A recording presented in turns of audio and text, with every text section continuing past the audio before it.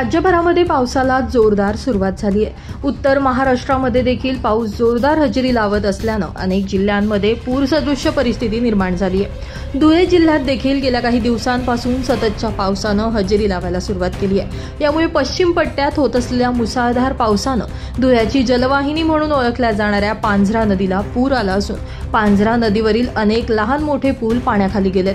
तर जिल्ह्यातील अक्कलपाडा धरण पूर्ण क्षमतेने भरल्याने धरणातून रविवारी रात्री 6000 क्युसेस पाण्याचा विसर्ग करण्यात आला असून हा विसर्ग वाढण्याची शक्यता वर्तविली जाते।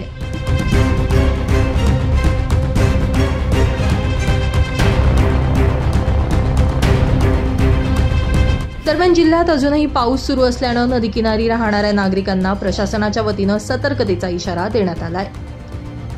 दरम्यान नदीकिनारी राहणाऱ्या नागरिकांनी सतर्कता बाळगावी आणि पूर पाहण्यासाठी नागरिकांनी गर्दी करू नये असं आवाहन माझा महाराष्ट्र न्यूजच्या वतीने आम्ही आपणास करत आहोत।